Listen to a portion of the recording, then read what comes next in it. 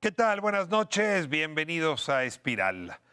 Feminismo tiene necesidad de conjugarse en plural. Hay feminismos y esa es quizá una de las grandes descubiertas de nuestra época. Dependiendo la clase social, dependiendo la región, dependiendo incluso el continente, dependiendo la edad, se expresan de distintas maneras los lentes para mirar a la mujer, a su identidad, al varón, su identidad, a sus relaciones y a las distintas identidades que se dan de género. Hoy vamos a hablar de una forma de feminismo que, déjenme llamarla así, denominan feminismo pop, que es esta forma de hacerlo más popular, popularizar algunos de los argumentos principales para luchar contra los acosos y las violencias contra las mujeres. De eso vamos a hablar hoy, del feminismo pop y cómo está impactando hoy aquí en nuestra era. Comenzamos.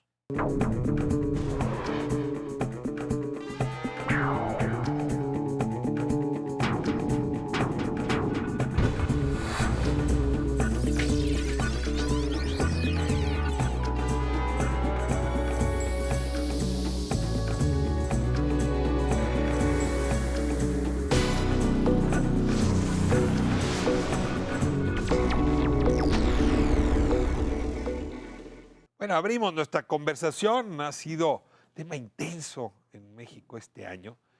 Cómo las distintas y nuevas olas, lo decía hace un momento, del feminismo están transformando mapas mentales.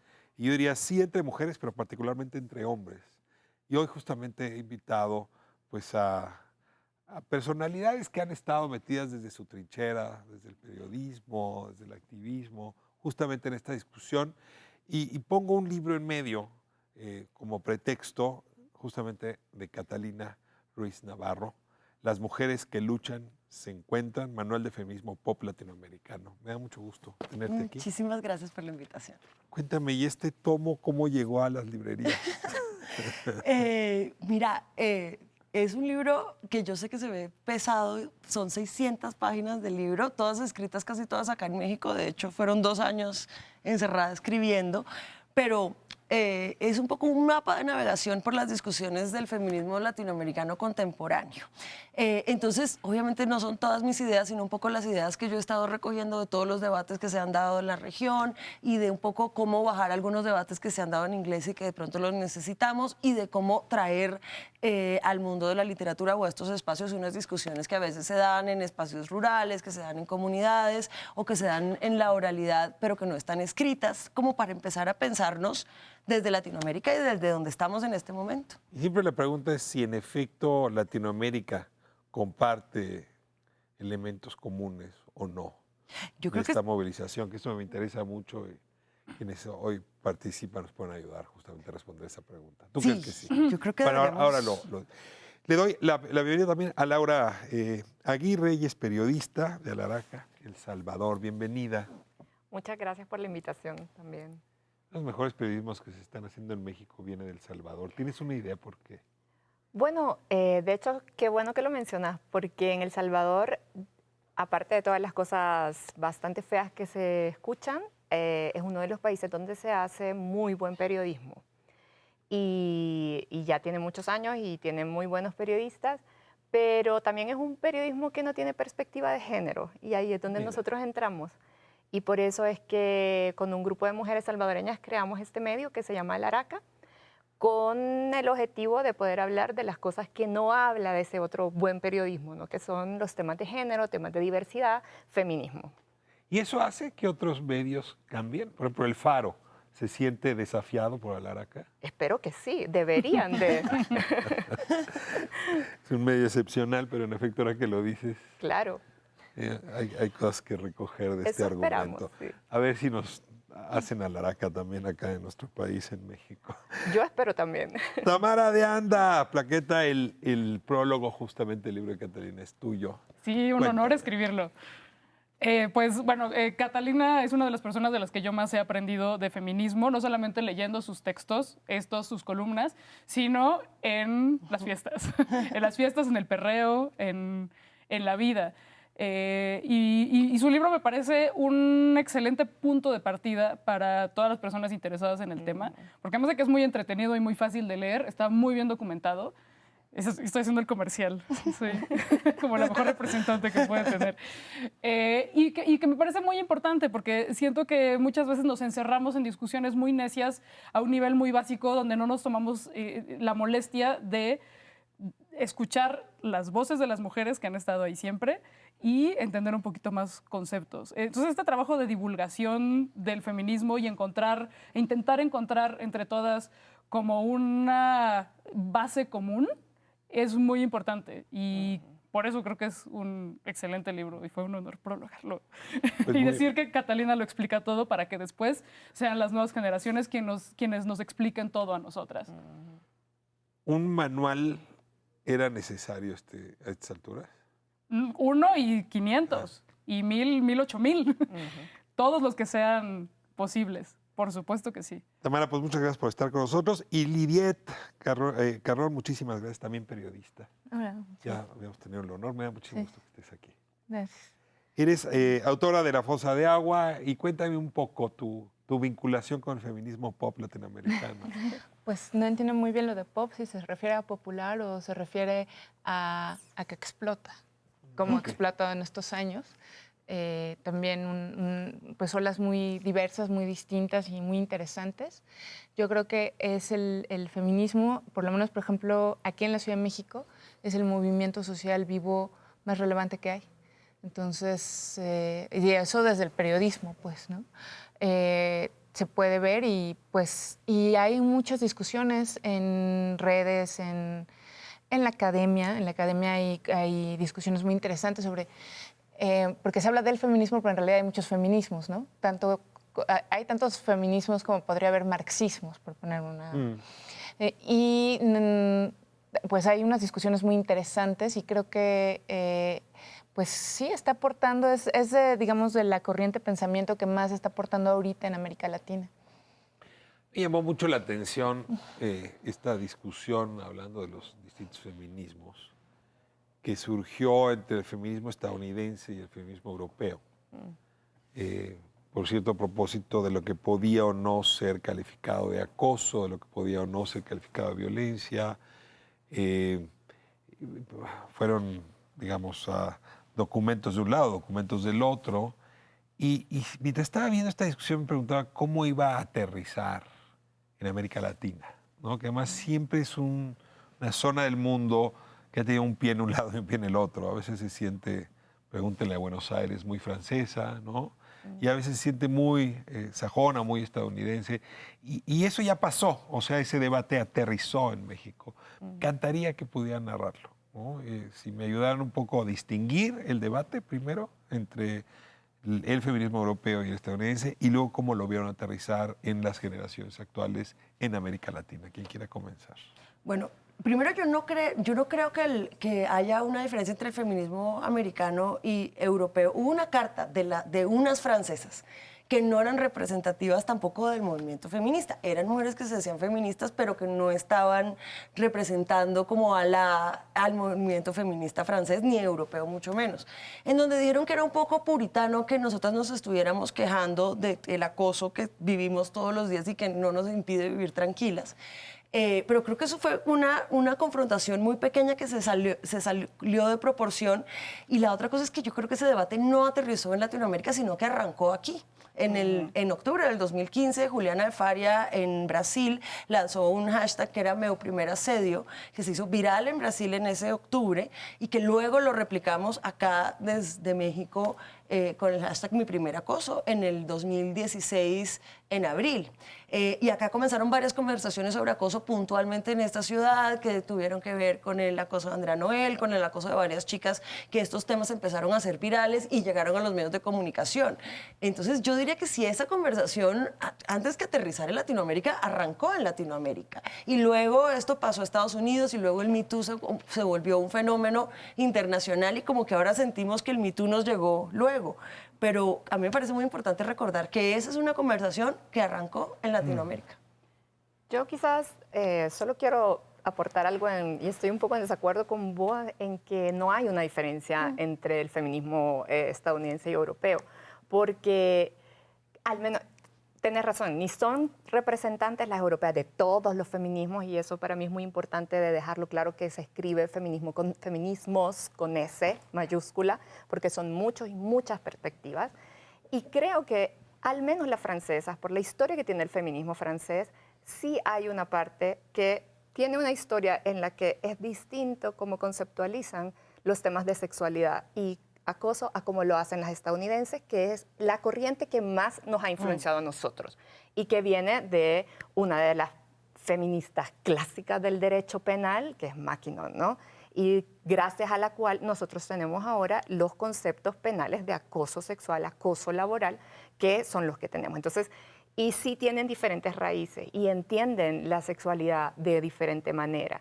Pero sí coincido en que la discusión en Latinoamérica no empezó por los Me Too de Estados Unidos ni de Europa, ¿no? Sino que fue aquí en su propio ecosistema, y luego, claro, fueron las mujeres blancas estadounidenses ricas las que empezaron a decir sus situaciones de acoso, y es cuando de nuevo se pone a discusión quién es la que puede hablar, ¿no? Y hasta cuándo es que se pone entonces en la palestra pública este tipo de problemas y de fenómenos que nos han afectado por siempre. Bueno, yo añadiría que generalmente en los medios de comunicación lo que nos sale es otra rama del feminismo en América Latina, que a mí me parece el más interesante y el más rico, que es el feminismo comunitario, el feminismo decolonial, que no es tan popular como el feminismo blanco, o la discusión de esta discusión que se queda así es que las actrices estadounidenses dijeron esto y las actrices francesas dijeron esto otro, que tiene que ver también con cómo se piensan, y que finalmente es lo que el feminismo debe, es a lo que está interpelando, es a cómo se distribuye el poder. Porque si nos quedamos con el feminismo de si me violó, me acosó, entonces ya no hablamos, por ejemplo, de la violencia económica, de la brecha salarial, de las oportunidades de, por ejemplo, dentro del el mundo de escritores, y enfatizo hay ahorita un movimiento muy importante que es vamos a leer escritoras, porque la mayoría pues la mayoría de los autores son hombres, y no tiene que ver tanto con el talento, sino justo con lo que trata de cuestionar el feminismo, que es la disparidad en cuanto al poder, y al acceso y a la forma en que nos relacionamos socialmente desde las categorías, que es una cosa muy temporal, del género, ¿no?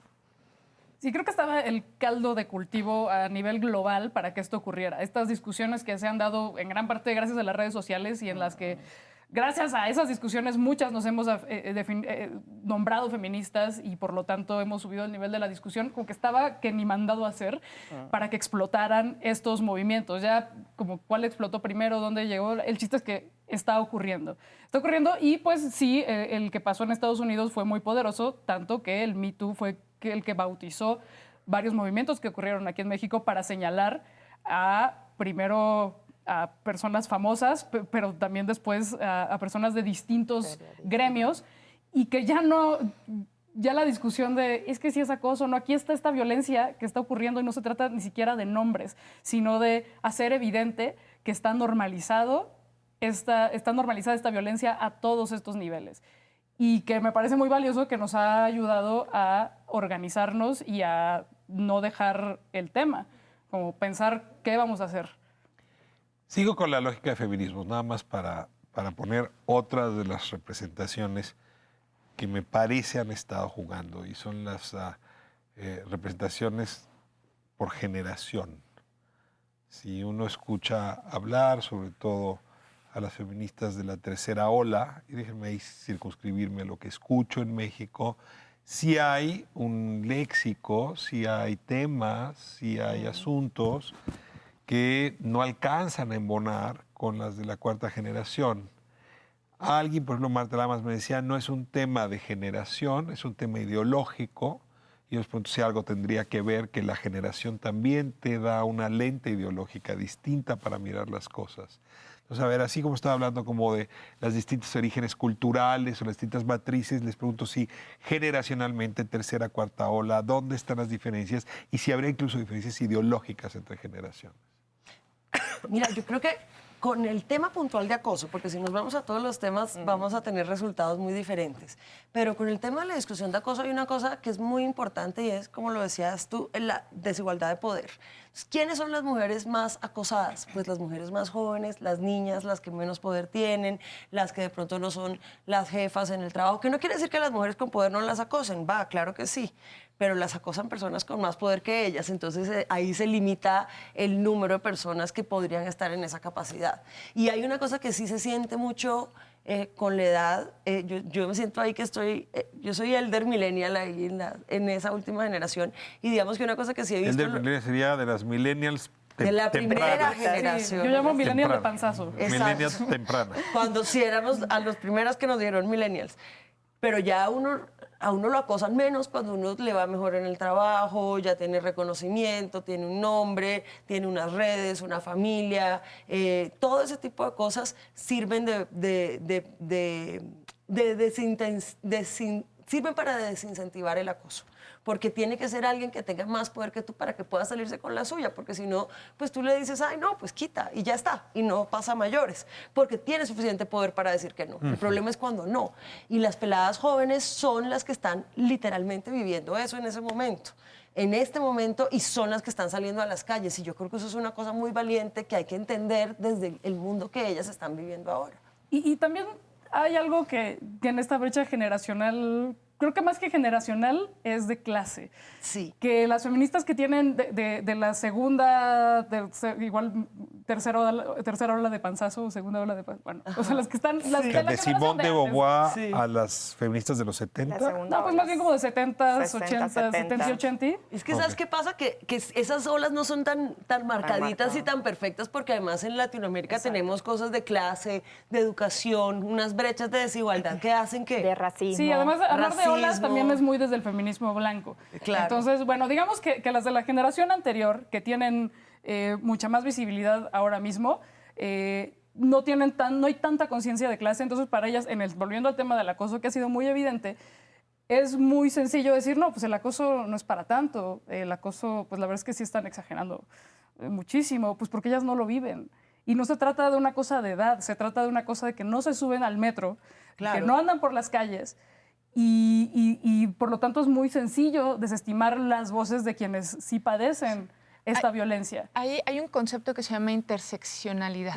Exacto. Entonces, o sea, no es lo mismo el acoso que puede sufrir una chava, por ejemplo, tal vez de 25 años, que vive en Las Lomas, que sí es joven, que sí tal vez no tiene el mismo poder y que sufre otras violencias, que el acoso o las violencias distintas que puede tener una chica de la misma edad, de 25 años, que nació y creció en Chimalhuacán. Entonces, digamos, una de las críticas que se le hace al feminismo blanco es que no está viendo todas estas capas de violencias. Por eso decía que hay distintos feminismos. Pero yo, más allá, o sea, ahorita que decían, sí hay, no, es por un lado ideológico, por un lado generacional, pero también tiene que ver con que el feminismo también se va construyendo y los feminismos se van construyendo. Entonces, en los años 70, pues nuestras mamás, bueno, mi mamá, mis tías estaban ocupadas en otras cosas y de pronto el acoso no era algo que tampoco lo tuvieran tan visible, sí, aunque tuvieran como toda la intención de ver, ¿no?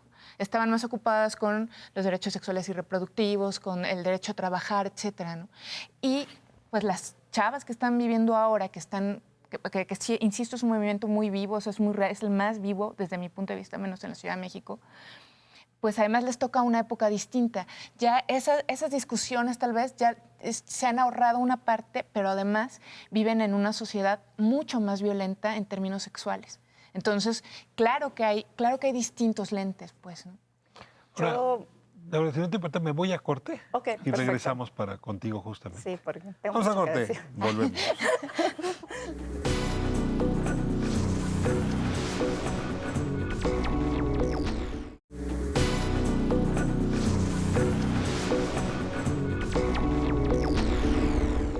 Decía el clásico que el ser determina la conciencia. En efecto, dependiendo de uno dónde se está, la conciencia de los problemas, de las violencias, del acoso es distinto. Y en ese sentido regreso al tema latinoamericano, ¿no? O sea, si hay particularidades de ser mujer en América Latina.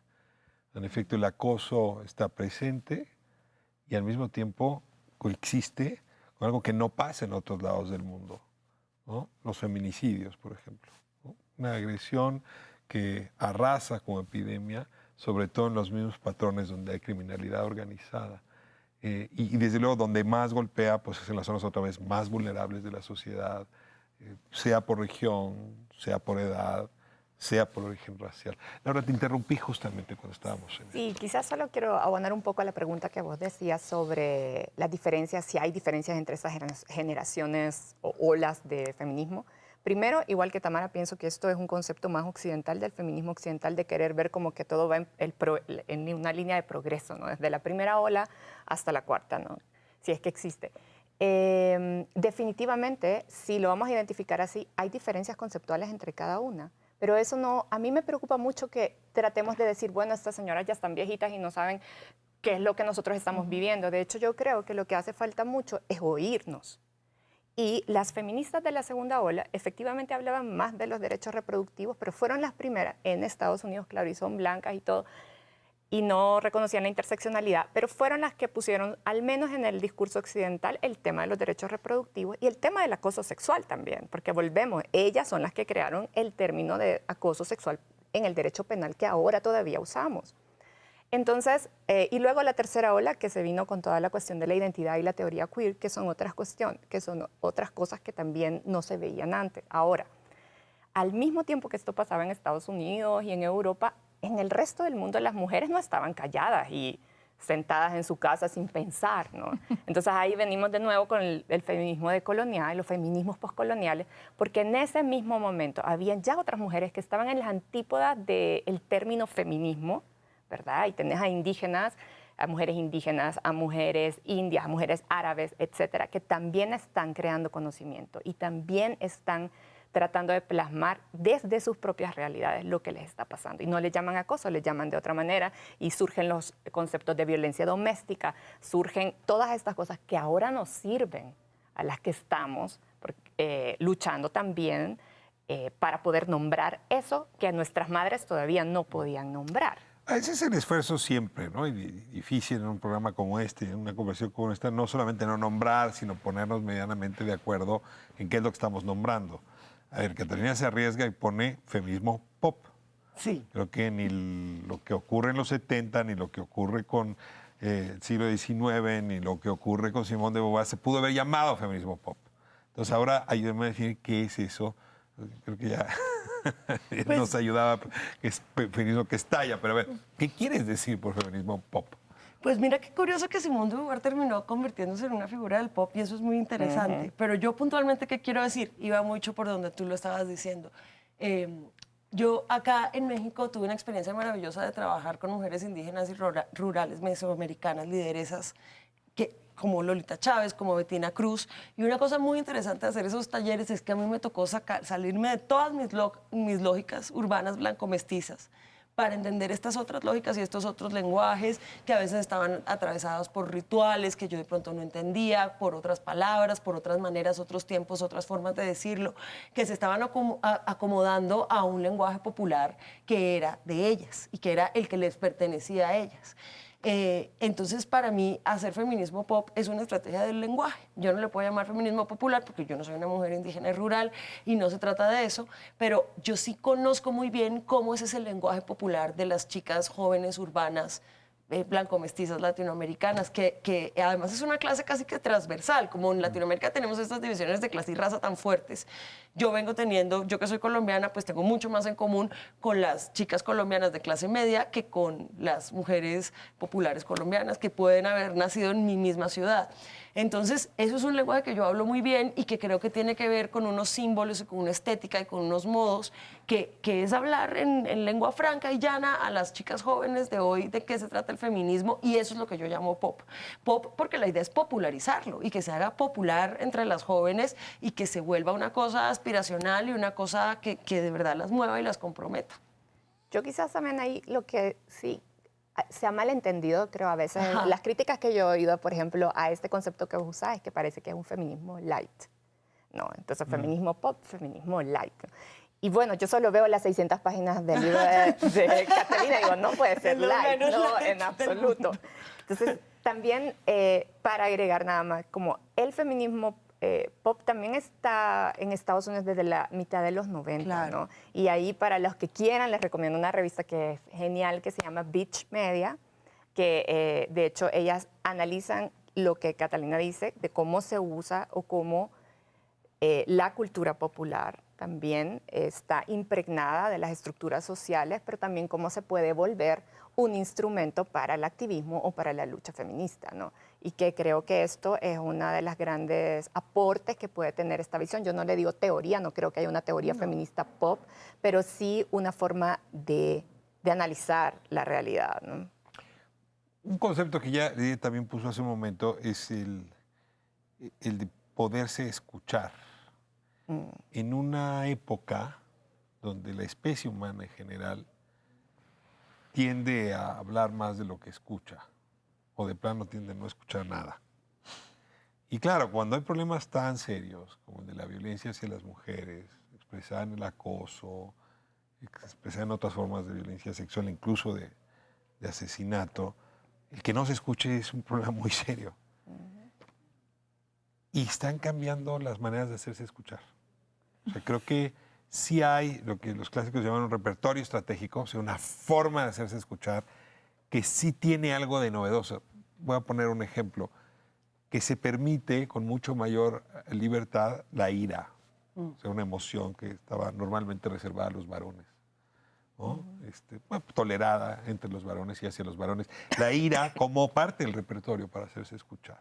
A ver, esto sí caracteriza, yo ya no quiero hablar de olas, no quiero equivocarme, pero luego nos pasamos discutiendo sobre términos, pero sí se antoja un tono, argumentos, palabras que son novedosas, si me permiten decirlo así, en este siglo XXI.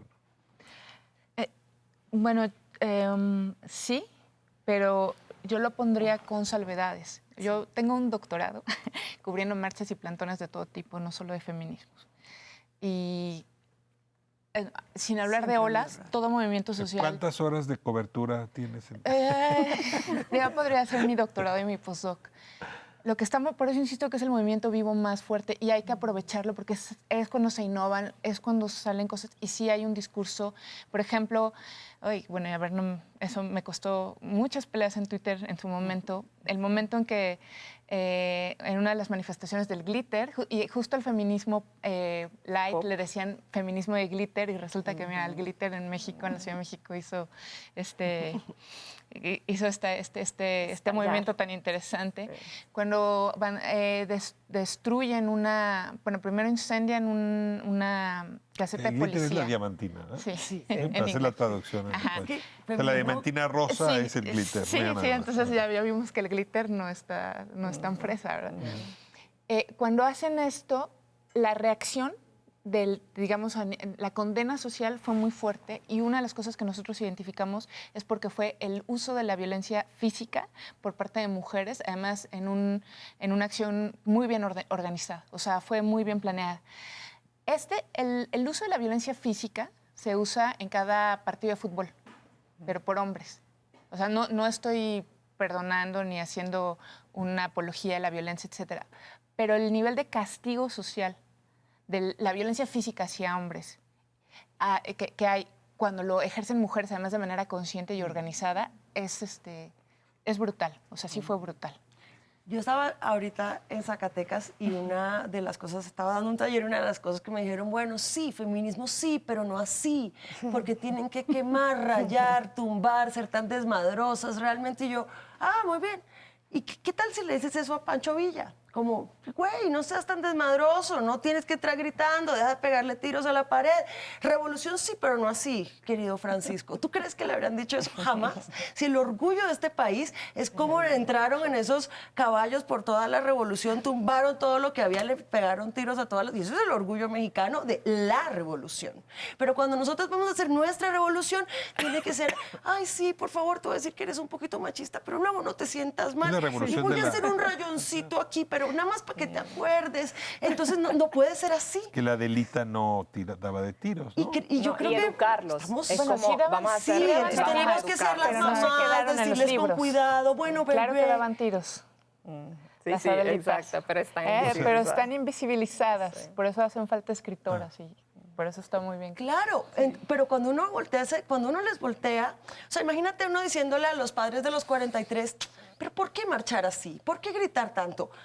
Mejor dicho, se nos viene el mundo encima. A las únicas que nos dicen esto es a las mujeres. Lo mismo, mira, que pasa algo parecido con el derecho al anonimato en la protesta. Yo soy colombiana, y en Colombia no nos pasa el anonimato porque llevamos 60 años de conflicto y eso es muy duro para nosotros. Y cuando yo vine a México, yo vine aquí a aprender que uno podía salir a marchar en capucha porque es mi derecho que la gente no sepa, sobre todo si le estoy hablando al poder, quién soy yo, y es una cosa que me puede proteger. Y yo vine a aprender del movimiento de derechos humanos mexicano, esa defensa del anonimato y por qué es neural para que pueda funcionar un movimiento que está enfrentándose al poder. Pero de repente las mujeres empiezan a hacer denuncias anónimas y sale el mismo de Movimiento de Derechos Humanos mexicano a decir no, pero las denuncias anónimas no. Entonces ves como a los hombres sí pueden desmadrar, los hombres sí pueden gritar, sí pueden rayar, sí pueden tumbar, sí pueden ejercer violencia física y pueden usar el anonimato. Pero nosotras todo lo tenemos que hacer según unas reglas que además nos van cambiando según cada cosa que hacemos y eso no tiene sentido. Además que si vamos a hacer una revolución no va a ser así sumisas, calladitas y siguiéndoles pues sus protocolos porque no puede ser así. Además, en esa discusión se equiparaba la violencia que nosotras estábamos denunciando con la violencia contra objetos inanimados. Exacto. Exacto. Amigas, todas estas estructuras, estos edificios, estos vidrios, No estas son puertas están personas. asegurados. No son personas. Estas cosas se pueden recuperar. Los monumentos se pueden resignificar. No puede ser que no estés entendiendo que estamos denunciando 9 feminicidios al día, que policías violaron a menores de edad o a mujeres en situaciones vulnerables y que tú estés quejándote por los vidrios. Es que no puede ser. Aún así, me sorprendió que ciertas personas en los internets que yo no esperaba dijeran qué bien esta resignificación del monumento, qué bien esta Pero resignificación déjame de la regresar al protesta. tema de la Adelita. O sea, desde luego no estamos haciendo aquí historia. O sea, la figura de Las la mujer, feministas, sí. Ese ataque, todo el mundo se acuerda del Metrobús, pero el ataque a la estación de policía es más importante. Claro. Porque Sí, sí, sí, y al además, Ángel. pero la policía Fue controlada con técnica, lo hicieron, Nati. o sea, por ejemplo, hubo varios colegas periodistas, yo no cubrí, estaba en Puebla recibiendo glitter de otras colegas ahí, y me decían, es que un colega al que confío mucho y que ha cubierto todos los actos de los anarcos de esta ciudad, me decía, es que ni el 1 de diciembre del 2012, del 2000, ya no me acuerdo ya, del 11, pues estuvo tan organizado. O sea, la vez esa que tomaron Lázaro, el Palacio de San Lázaro, no estuvo tan organizado como lo de las morras. Y entonces dije, o sea, no fue algo que se salió de control, fue planeado. Pero déjame regresar al argumento. O sea, Sí, están porque haciendo decía lo historia. de la Adelita me parece muy importante. Sí. Es decir, hombre, lo puedo poner en cualquier ejemplo, pero de niños, pues tú vas como niño a la escuela y si te pega a alguien, lo que sigue es, pues contéstale o no eres hombre. Claro. Claro. Eso nunca se le decía a una niña. Es decir, si te pegan, no, pues no vayas a pegar porque parecerías hombre. Es decir, está trazado de muchas generaciones esas coordenadas. Y de golpe, este movimiento está girando las cosas. O sea, tengo la impresión, por eso preguntaba, que era la única manera en que se cambiara la escucha. Claro. Y tengo la impresión de que los hombres estamos empezando a escuchar las cosas de una manera muy distinta, que no hubiera ocurrido sin estas actuaciones. Y creo que una clave ha sido, y que es lo que tú decías antes, la existencia de las redes sociales, que es algo que no existía que hace 10 años, no habían redes sociales. Y esta cosa de cómo hacerse escuchar y cómo estamos escuchando ahora está muy mediada por las redes sociales. Te toca siempre el corte, Laura, te juro que no es censura. Pero a ver, de regreso necesito que me digas por qué las redes sociales ayudan a la resignificación, cambia el repertorio estratégico y están cambiando estas actitudes. Vamos a corte y volvemos.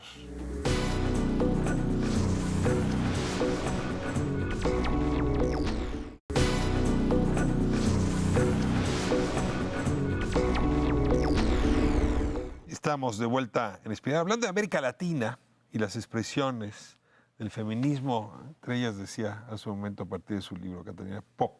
Laura, te interrumpí otra vez. No importa. Hablábamos de las redes sociales. ¿Cómo las redes sociales se vuelven parte, digamos, de la herramienta para hacerse escuchar, para transformar, para mover patrones de conducta? Bueno, creo que las redes sociales y la manera en que ahora tenemos acceso a canales de comunicación, al menos las que estamos en conectividad, ¿no?, con Internet, ha revolucionado la manera en que nos escuchamos y nos hacemos escuchar. Entonces, bueno, claro, detrás de las redes sociales hay como este ideal de democratizar la información. Y eso ha sido que cualquiera puede poner lo que quiera y decir lo que quiera en ciertas redes sociales, como Twitter, ¿no? Y eso permite que movimientos sociales o eventos muy específicos como el glitter y la toma o estas acciones de las feministas jóvenes recién pasados, pues se hagan virales. Y viral significa que todos nos enteramos y todos podemos decir y todos podemos escuchar, ¿no? Yo aplaudo mucho eso, aunque también tiene su doble filo. Ha tenido, y sabemos que sobre todo las mujeres que tenemos una voz en la palestra pública, somos el mayor objeto de acoso online, ¿no?, y de violencia online, que esa es la otra parte no tan chida. Déjeme pasar a la relación ahora entre los dos sexos a partir de esto que está ocurriendo. Porque de un lado platicaba sobre todo con jóvenes, con muchachos, estudiantes jóvenes, que sí les sorprendió de pronto en su universidad, en su preparatoria, pero que sus compañeras de trabajo, de escuela y de trabajo, les reclamaban actos que ellos ni siquiera habían tomado como conciencia. Entonces se vieron sorprendidos, ¿no? Y como muchos de ellos estamos reflexionando sobre esto. Pero al mismo tiempo estoy viendo un fenómeno igual de iracundo, y no utilizo la palabra en sentido negativo, del lado del varón macho acostumbrado a golpear en la mesa. Les cuento una anécdota. Hace un par de semanas voy a dar una conferencia y justamente el tema es la desigualdad de género. Y al bajar, un señor se acerca, ya mayor, y me dice, mire, el problema es que estas señoras no quieren cambiar, quieren trabajar. Yo me enojé con él, me bajé un poco enojado, tengo que contarlo. Y entonces dije, oiga, mi esposa no hable así.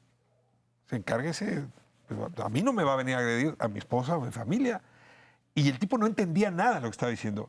Pero sí hay una cosa donde, claro, ahora todos podemos aventar diamantina. Y la diamantina azul también se puede aventar. Y entonces el macho ahora se siente con mucho mayor libertad para agarrarte con los argumentos y los adjetivos que no lo hubiera hecho antes, porque pues si se pinta el ángel, pues se puede también pintar la estación de policía. Es decir, tengo una impresión que del otro lado se está activando algo que todavía no alcanzamos a medir del lado masculino. Les pregunto, en esta necesidad de escucharnos, ¿cómo le hacemos? Porque pues para acabar con la violencia hay que acabar también con el victimario, no solo con la víctima. Sí, bueno, esa es una de las partes en las que justo los feminismos tienen mucho conflicto. Hay una sección de este feminismo más, no sé si la palabra sea más beligerante, pero sí más cercano a los movimientos que estamos viendo ahora, que es justo esto, ¿no? De, pues ahora sí que contra el acosador, ¿no? Y toda esta parte del Me Too. Y hay otros feminismos que hablan de, bueno, por ejemplo, que hablan tal vez de que eso va a hacer enojar a los machos, precisamente, ¿no? Entonces, si a la larga eso no aportaría a que se presentaran más casos de violencia específica en ciertas zonas. Yo no tengo una respuesta acabada porque, bueno, entonces no lo señalamos para que no se enojen, pues me parece que tampoco va por ahí, ¿no? Pero es real que... creo que aquí el tema importante, y para no meter dos ideas en una intervención, es el tema de la desigualdad y la enorme desigualdad en América Latina. Entonces, estos movimientos que están siendo realizados por, sobre todo, jóvenes, la mayoría universitarias o de los barrios urbanos, no es lo mismo. O sea, están conviviendo también en ciertos espacios con mujeres pues, que vienen, que tienen todavía una cultura, por ejemplo, muy rural, que podría parecer que son de otro mundo, ¿no? Entonces, eso me parece que sí es una cosa que que tenemos que analizar desde una manera con la cabeza muy, muy fría en América Latina. Ahora, tengo nada más que hacer una corrección para que no se vaya a malinterpretar lo que estoy diciendo. Ajá. Yo no creo que el que las mujeres estén subiendo el tono y estén con este repertorio lleva a que los hombres suban el tono y vayan a este repertorio. Creo que tiene mucho más que ver con el argumento de las redes sociales. Es decir, ahora las redes sociales nos permiten gritar a todos, incluidos los más machos o los más victimarios. Es decir, ellos ya tienen también esa herramienta, no es que se les provoque, Sí, ¿no? sí, bueno, lo que pasa es que en la experiencia práctica, por ejemplo, se sabe que el mayor riesgo de una mujer, por ejemplo, que vive con una persona abusiva, con una pareja abusiva, es cuando lo deja. O sea, ahí es cuando generalmente. Entonces, por eso, es decir, a mí me encanta el movimiento, pues, que están haciendo, sobre todo las chavas, ¿no? Las de la nueva ola. Me encanta.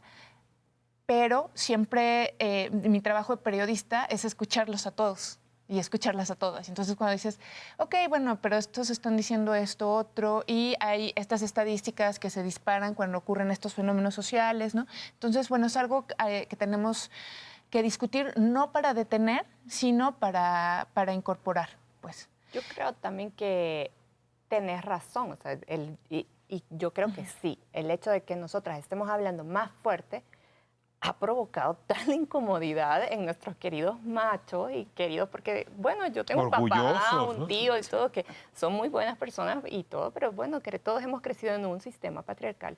Y claro que es incómodo, y por supuesto que hay muchos que se están revolcando como sanguijuelas, ¿no? Porque el feminismo es incómodo, si no, pues no tendría razón, ¿no? Está incomodando y eso es una buena señal. Ahora, yo también creo que tenés razón en que se está aprovechando de usar nuestros mismos mensajes a veces del otro lado. Y ahí tenés como los hashtags de not all men, ¿no? O sea, o que mata. Hay un periodista ahí en El Salvador que siempre dice que no hay que hacer distinciones de género en los homicidios porque matan, el 90% de los homicidios son hombres y solamente al 10% de las mujeres nos matan. Entonces no hay una necesidad. Entonces todavía estos argumentos, claro que están ahí presentes. Y sin embargo, yo también creo que falta conversación con los hombres, ¿no? No voy a decir aliados, no confío en la gente que se pone ahí feminista ni nada de eso, pero sí creo que conozco a hombres que genuinamente están preocupados porque no saben qué hacer. No, vaya, sí, obvio, no quiero violentar a mi novia, no quiero violentar a mi mamá ni a nadie, no quiero que mi hija crezca en un lugar tan horrible del que ni me había dado cuenta, pero ¿qué hago? O peor, porque los empezamos a escuchar en los espacios de hombres peor de lo que estaban antes. ¿Sabes una cosa que sucede? Esa violencia sí crece por varias razones. Primero es que esto es una lucha por poder. Entonces, si nosotros estamos diciendo hay que redistribuir ese poder de una manera justa, quiere decir que se lo vamos a quitar a las personas que los tienen concentrados, que son en su mayoría hombres, y eso no le va a gustar a nadie. Porque el poder es una cosa que se roba, se conquista, se atrapa, pero eso no se suelta así suavecito. Entonces, claro que están imputados. Pero además hay una cosa muy profunda en la masculinidad, que esto es casi que ontológico y filosófico, y es que eso que entendemos, eso que muchos hombres entienden por masculinidad y aplica para la forma hegemónica de masculinidad mexicana, es que el hombre es el que controla, el que tiene la fuerza y el que responde. Entonces, si tú en un momento pierdes el control, ¿qué tienes que hacer para afirmarte como hombre? Violencia. Tú ahorita decías, alguien te dice en el arenero a dos niños, el niño tiene que contestar con violencia porque si no, no es hombre. Y de repente esa reafirmación de la masculinidad una y otra vez se hace a través de la rabia y la violencia. Entonces, ¿cómo le pruebo al mundo que yo sí soy el mero mero? Dominándola. Y en ese ejercicio de dominación se va la violencia, porque esa es desde ahí. Y entonces, si tú tienes una masculinidad que está construida desde la afirmación de la violencia, pues estás jodido porque eso no va a poder seguir. Y vas a quedar ahí atorado, dándole a la violencia una y otra vez, representando un peligro para todas las personas a tu alrededor. Pero claro, ahí hay un trabajo de repensarse la masculinidad que no nos corresponde a nosotras, que le corresponde a los hombres. Yo pensé que ibas a hacer un manual pop de la nueva masculinidad nos haría No, mucho bien.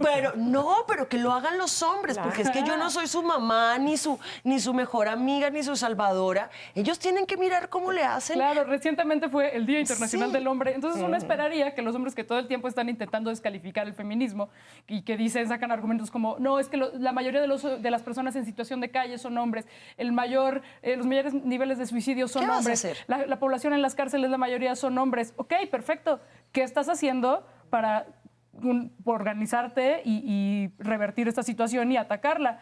Ah, no, pues nada, solo estas cosas solo te interesan para Ciertamente, descalificarnos. yo sé que les incomodó ahora pensar en esta idea como lineal del feminismo, pero a ver, sí hay una acumulación de conocimiento, ¿no? Sobre qué es ser mujer, de qué es la identidad de la mujer, cómo se relaciona con el entorno, que no existe con ese nivel de densidad, de cuidado, incluso de trabajo interdisciplinario para los hombres. Es decir, la idea de nuevas masculinidades, vayan a una librería y vean cuántos libros hay. Pero, ¿sabes? Vayan, incluso revisen literatura. Es decir, que ahorita sí tendría que ser como el correlato de lo que está pasando. ¿Y sabes qué es lo peor? Que lo que está pasando es una cosa bien perversa que Laura ya medio lo decía. Y es que son hombres diciendo que van a hacer nuevas masculinidades, pero lo que están haciendo es reencauchando la vieja y utilizando el discurso feminista para seguir haciendo lo que hacían antes, que era dominar. Notario, no generalices. Bueno, pues No, ya entonces... estás como el notario. Lo que pasa es que sí tenemos mucha sospecha es que en esas discusiones de nuevas masculinidades, por ejemplo, en muchos de esos grupos, pues falta mucha técnica feminista y falta de verdad que se pongan a hacer el trabajo de deconstrucción, porque muchas veces tú ves cómo esos grupos de masculinidad.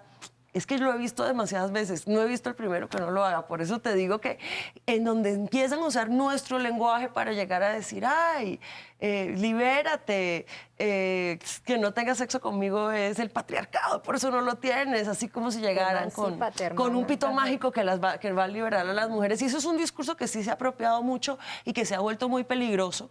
Entonces, ahí hay un trabajo que tenemos que verlos hacerlo. Por ejemplo, los hombres cuando van a empezar a luchar por su licencia de paternidad. Ah, pero es que no quieren cuidar. Entonces los veo lavando los platos, los veo haciendo silencio, los veo parándose atrás en la conferencia callados, porque eso es lo que tendrían que estar haciendo, pero no lo hacen porque todavía están tan acostumbrados a ser el centro de atención que no se imaginan estos cambios si no están ellos en el centro. Tengo un amigo que me decía, bueno, es que sí, me estoy leyendo tu libro, pero creo que no soy el público porque soy un hombre, es un libro para mujeres. Y yo le dije, pues claro, El Capital tampoco estaba escrito para mí. Todos los libros que yo leí en la carrera, mi vida no estaban escritos para mí, no estaban escritos para mujeres, no eran libros que yo debía leer. Y de todas maneras me los leí, me los estudié, me los aprendí, los pensé. Los hombres tienen que empezar también a hacer eso. Y a veces eso está faltando porque hay unas barreras ahí epistemológicas y de orgullo y que muchas veces tienen que ver con ceder el poder que no hemos podido romper. Pero yo tengo mucha esperanza en, por ejemplo, por eso, bueno, yo sé que viene de Estados Unidos y todo, pero en la teoría queer y cómo ahora se están visibilizando otro tipo de masculinidades, otro tipo de feminidades, a través de también la desconstrucción de nuestros cuerpos, como si fueran biológicamente naturales y fijos y todo. Y entonces ahí entra en la discusión las mujeres trans, los hombres trans, y todo el arco iris, ¿no?, que puede haber, que nos está ayudando, creo, para mí es como un gran faro de entender cómo la masculinidad hegemónica no es algo ni fijo ni natural. Se me fue el tiempo y sin embargo me quedó una pregunta pendiente, a ver si en manera de conclusiones pueden abordarla. Un poco otra vez revisando como la distinta estructura social, ¿no? Y sí, yo creo que el privilegio masculino está ahí, pero también el privilegio clase mediero está ahí. Claro. Cuando uno revisa las zonas de mayor violencia en el país, pienso en Ciudad Juárez, por ejemplo, en Ecatepec, ¿no?, que son como focos rojos que traemos, en realidad sí son zonas, por ejemplo, centrada en Ciudad Juárez, donde la mujer fue ganando poder económico y el hombre fue perdiendo lugar y la violencia es terrible. Y ahí vuelvo otra vez a lo mismo, ¿cómo lograr una escucha distinta? No solo por el tema del acoso, ¿no?, sino de asuntos tan graves como ha sido el femicidio de Ciudad Juárez, que es difícil, digamos, desconectarlo de eso que implicaron las maquiladoras, el poder económico de las mujeres y el desplazamiento de varones. Cierro Bueno, con esta. ahí, en ese caso, a lo que se ha vinculado más la violencia en Ciudad Juárez y en otras zonas de la región no es tanto al mayor poder adquisitivo de las mujeres, sino las políticas neoliberales. Sí. Entonces, el análisis que se requiere ahí, por ejemplo, en toda la zona Golfo, tiene que ver con cuestiones neoliberales mucho más complejas que solo decir que ganaron más poder las mujeres. Pero eso pues es casi para otro programa. La zona Golfo, no, pero yo decía Juárez. Sí, sí, pero toda esa zona tiene problemas. A lo que tú te refieres es el feminicidio, se le llama desorganizado, que tiene que ver con violencia feminicida hacia mujeres desconocidas en el espacio público, que no es el mismo que el feminicidio íntimo, que es el que, digamos, el más... La ¿no? pareja. Que ocurre en la pareja. Y ese tiene que ver con cuestiones económicas muy específicas, con condiciones sociales muy específicas, y no es casualidad que Ciudad Juárez haya sido el laboratorio económico del neoliberalismo en toda la región. Los que más han investigado, eso no lo digo yo, lo dicen investigadores del INACIPE, por ejemplo, tiene que ver con esas políticas. Ahora, cerramos. Yo creo que hay que rescatar dentro de estas discusiones definitivamente la categoría de clase, y no solo la categoría de clase, sino también la categoría étnica. No quiero decir raza, más etnicidad, que es lo que tú decías también con la cuestión interseccional, porque si no nos vamos a quedar hablando de los problemas que nos afectan a nosotros, las mujeres de clases medias, y que tenemos, y hablamos desde posiciones con privilegio, ¿no? Entonces sí, en lugares específicos como Ciudad Juárez o como El Salvador, ¿no? Donde la violencia que le afecta a mi hermana, a mi mamá, como mujeres de clases medias en ese país, no es la misma que la señora que llega a la casa a trabajar, a hacer trabajo doméstico a nuestra casa, ¿no? Y poder construir esos canales de comunicación entre nosotras, creo que es todavía una tarea pendiente y de escucha, no tanto en las redes sociales. Hay que volver a lo offline, hay que volver a las prácticas de nuestras ancestras, de mujeres que han estado por siempre haciéndolo, ¿no? Y bueno, eso. 30 segundos, Tamara. 30 segundos, Catalina. Ojalá tuviéramos la respuesta, pero volviendo al tema que nos convocó el día de hoy, que es el feminismo pop, creo que así como la marihuana dicen que es la puerta de entrada a otras drogas más fuertes, que no es cierto, pero bueno, digamos que el feminismo pop es la puerta de entrada a feminismos más clavados y que después nos va a llevar a querer abolir el capitalismo, etcétera, etcétera, etcétera. Y que por eso es importante como que empezar a compartir estos mensajes para que no se queden nada más en la burbuja de Feministland, sino que se cuelen a todos los ámbitos y que todo empiece a tener perspectiva de género. Cierras, Catalina. Pues la violencia siempre es una cosa multicausal. La guerra en Colombia nos dio millones de formas súper creativas de matar, y eso es un problema grandísimo que tenemos en nuestro país. Es algo que se ve en El Salvador, es algo que se ve en México, y es algo que está alimentado por un neoliberalismo salvaje que tiene a la gente viviendo de forma miserable, especialmente a los países del tercer mundo.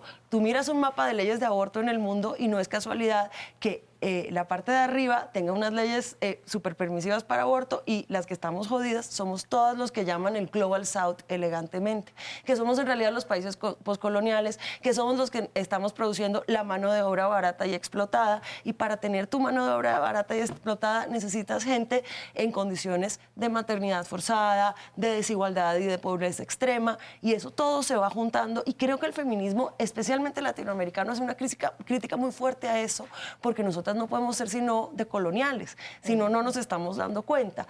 Por ejemplo, claro, el privilegio, aquí las cuatro que estamos somos de clase media, quizá todas hemos ido a ver a otras mujeres que viven en otras formas, pero somos las que tenemos acceso acá.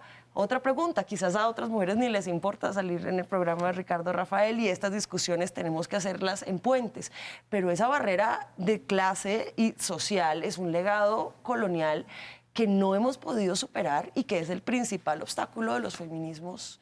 Y para cerrar sobre el libro, sobre lo que decía Tamara de la droga de entrada, si a mí me dijeran cuál es mi lugar en el feminismo, yo quiero ser la chica que va en patines con falditas repartiendo volantes en el semáforo, y luego que me las reciban todas y les den un montón de cosas, porque esto es una cosa multicaminos. Entonces, ojalá que este programa también sea un antojo para que se apasionen tanto por el feminismo como nosotras. Aquí tienen el libro. Las mujeres que luchan se encuentran, se escuchan y se hacen escuchar. Muchísimas gracias. Las cuatro y esta conversación sigue andando.